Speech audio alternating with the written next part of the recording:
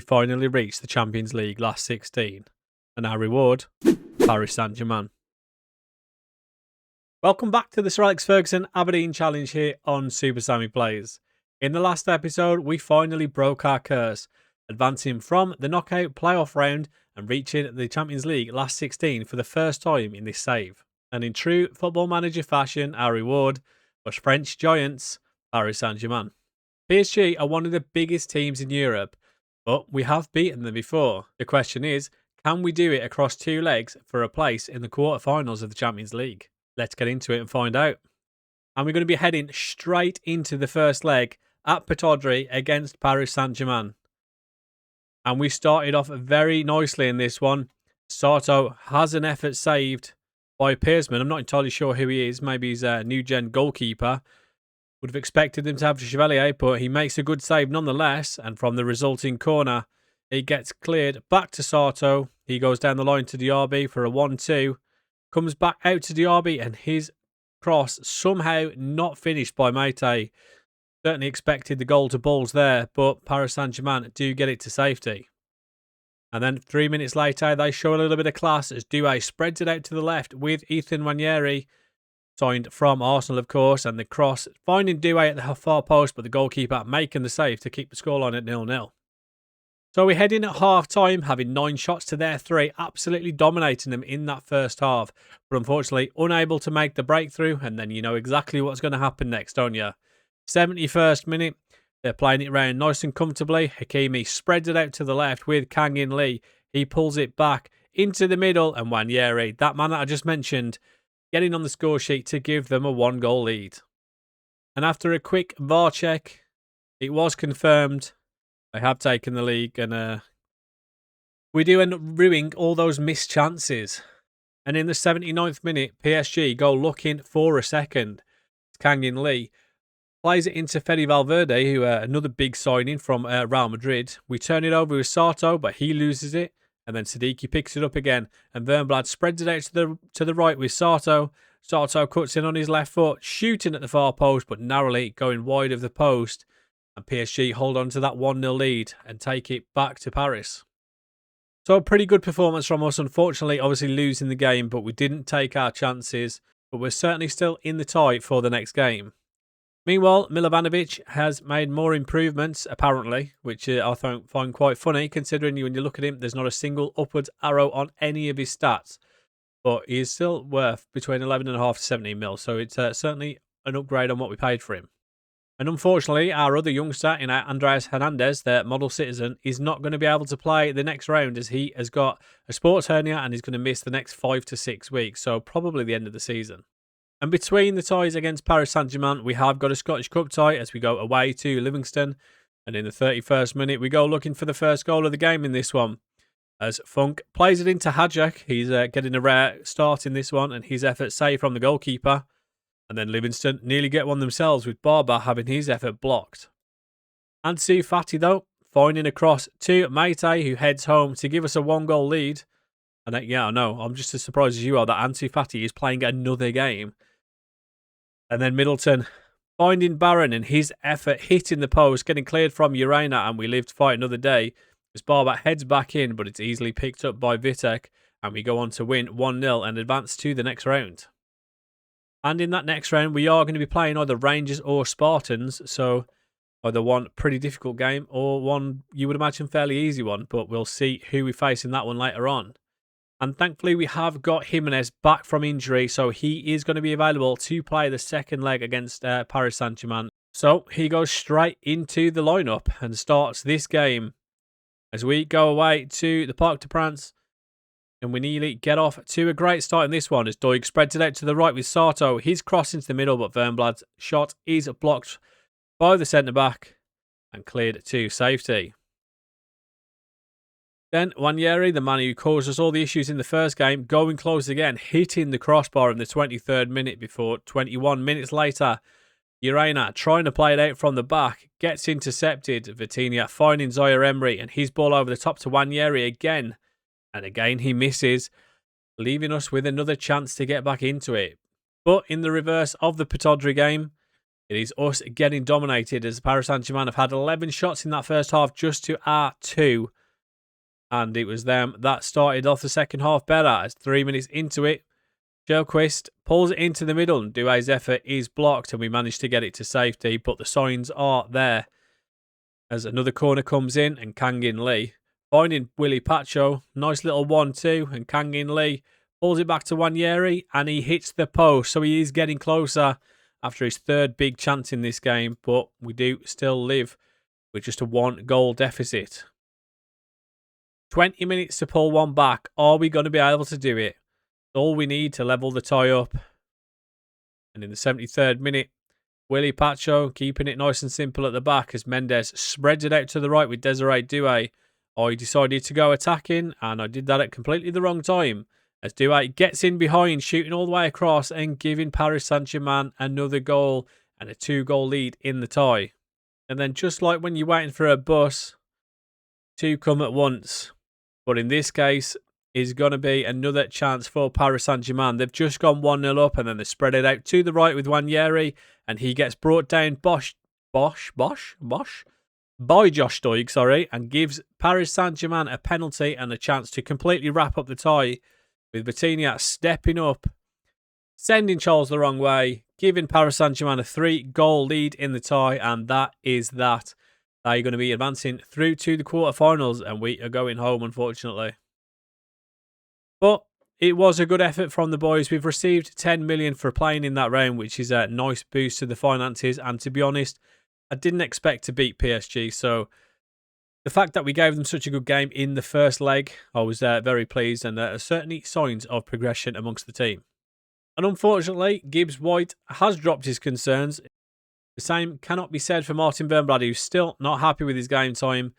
But Maite has been the one scoring more goals out of the two of them. So that is for a reason. And he didn't like what I had to say, calling me a little bit childish. But we did give him to him. We have got a little bit of a soft spot for the young wonder kid. And yeah, he will get some game time now at the end of the season.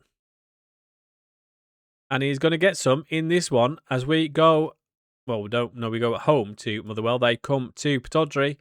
And Morgan Gibbs-White slotting a lovely through ball, finding Martin Wernblad, and he's proving me wrong by scoring the first goal of the game.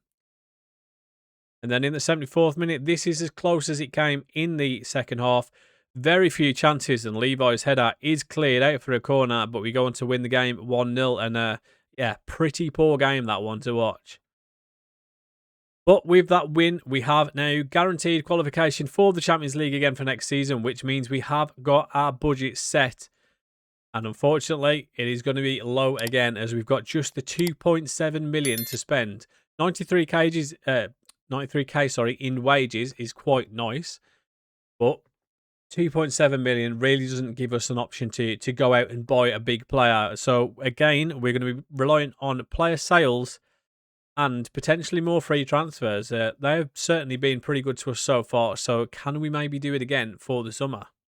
We head into this final game against Celtic, our biggest test of the domestic season, knowing that a win here will wrap up the title for us, and it gets off to a great start as we go 1-0 up in 5 minutes from Ryan Suki Sarte. Sarto. That's a type of food, isn't it? As Fer Lopez plays a lovely through ball, very tight decision, but it is onside. But unfortunately, our lead is cut short in the 35th minute as they do level the game up with Yuri Alberto. I think he's been a bit of a thorn in our side all season, every time we've played against Celtic. And then we go close just a few minutes later. Sarto's effort is blocked out for a corner. And from that resulting corner, it gets cleared. And we end up just playing 1-2s left, right and centre here. Sarto to Jimenez, and Jimenez back to Sarto, and Jimenez into Diaby, with it eventually falling to Fer Lopez, who gives us the lead again. And he's certainly been very good for us this season. A real good signing. I'm really pleased with how he's come on. Maeda then goes close for Celtic, hitting the crossbar. And it is Maeda causing problems for us again in the 61st minute as he gets tackled, finding Gilberto Moura with the loose ball, and his effort is saved. And then what a moment this was in the 81st minute. Frank Pallage playing it after the left with Josh Doig, and his cross finding Ansu Fati with an absolute wonderful volley for his first goal in an Aberdeen shirt. He's finally injury free, And he's finally on the score sheet for the first time this season. What a finish that is. A lovely volley from him to wrap the game up and give us a 3-1 victory. And not only a 3-1 victory, we do go on to hold the lead and wrap up the title for the third time in successive seasons. So 3 titles in a row. We are just the 40-something behind Celtic now, I think. So no danger of us overtaking them anytime soon, but a very, very productive season after completely changing the squad, to be honest, at the first half of the season. And yeah, this rebuild certainly proving to be a success. And with his goal in that game, Sato is now just 1 goal or assist away from a combined 15 league goals or assists. And like I mentioned, we have now won the league for the 3rd time in a row. Not entirely sure why it doesn't show them all there, but pretty nice to see. Obviously, getting all the plaudits from the fans and all that sort of stuff. And Fer Lopez impressing once again. Like I was just saying, he has been a real top player for us this season. And like I just mentioned about Ansu Fati, being the miracle that is, he actually managed to play a game. He finally gets his first goal for us. And he's picked up another injury and somehow badly fractured his lower arm in training. Not entirely sure how he's done it, but he's going to be out for the next 2 to 3 months with a broken bone, broken arm.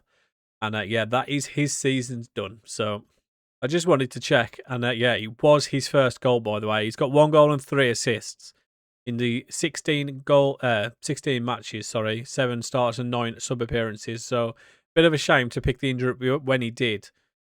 But this was a bit of an unusual. I've not seen this one too much, but our youngster Carlos Alexandrak came to me after failing to complete his intensive language course, and we ended up giving him a leave of absence as he just really hadn't settled at the club. So he's going to be going back to Brazil for a little while, and hopefully he can sort himself out and come back feeling fresh and feeling good and ready to go. And yeah, after we got the next gen list and he came 4th in it, we'll certainly hope he can. He's certainly a very promising young player for us. We've also got a couple more nice pieces of news as Zofa Levi has scored his first goal for Israel, and Meite has got his first appearance, for France under Thomas Tuchel of all people. But on we go as we look to try and wrap up what is potentially another invincible season. And to be honest, because I hadn't looked at the league table too much in terms of the full league table, with the breakdown of wins, losses and whatnot, I hadn't actually realised we were still completely unbeaten at this point in the league, which obviously we did a few seasons ago. And we go looking to do the same again as we go 2-0 up here with Morgan Gibbs-White finding the second goal against Dundee United. It was a VAR check, but it was confirmed as being a goal, and then we added a third in the 15th minute with Martin Wernblad getting a start after Meite hadn't quite recovered from his international duties with France. Another tight offside call, but another correct decision, and a nice run from Wernblad to give us that goal. And then Fer Lopez adding another, making it 4-0 in the 78th minute and wrapping the game up, giving us another 3 points and another game closer to that invincible record. But in the next game, we welcome Hibs to Pittodrie. And probably shouldn't have welcomed them so well, as in 33 minutes, they actually go 1-0 up with Dylan Kearney, giving them a 1-goal lead. Thankfully, we managed to get back into it, as in the 68th minute, after a big team talk at half-time, Martin Wernblad firing in from the edge of the box to level the game up. And we added a second just a few minutes later in the 72nd minute, as Diaby shooting from range. Goalkeeper has to do better there for me, but a good long-range effort from him to make it 2-1. We added a third in the 82nd minute as got a bit lucky there for Lopez. The ball just dropping to him inside the box. And then we absolutely turned it round completely. As Hernandez back from his, I think it was a hernia, getting on the score sheet to make it 4. And then we added a fifth in the 94th minute as Mitchell Funk crossing into the middle. And what a header and cross that is from Mohamed Meite to wrap it up and give us a 5-goal lead. So after a bit of a struggle in the first half, we certainly turned it round in the second.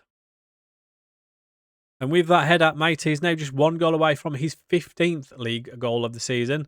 And you can see he now has 20 goals in all competitions, which is certainly pretty decent. And he's certainly stepped up and filled the void that Leonardo left at the start of the season. Martin Vernblad has also helped with that, as he's got 14 goals in the 18 starts and 8 sub appearances, so pretty good from both of them. But Diaby, another one, also on for a goal and assist record, as he did bits in that last game. And yeah, he's not quite as prolific as he was last season, but last season was ridiculous. But 5 goals and 10 assists this season, he certainly contributed. Well, after the first leg, I couldn't help feeling a little disappointed. We had plenty of chances and we just didn't take them. But to be fair, across the 2 legs, Paris Saint-Germain probably deserved to win, as they absolutely battered us in Paris. Even so, this feels like a significant step forward for this save. We've reached the Champions League last 16 for the first time and shown that this rebuilt squad can compete at a higher level than previous seasons. As for domestically, things couldn't have gone much better. We have wrapped up the league title with 8 games to spare, and somehow we're still unbeaten. So the question is, can we go invincible again? Well, you'll have to tune into the next episode to find out. And if you've enjoyed this one, do me a favour, hit that thumbs up, subscribe if you haven't already, and I will catch you guys in the next one.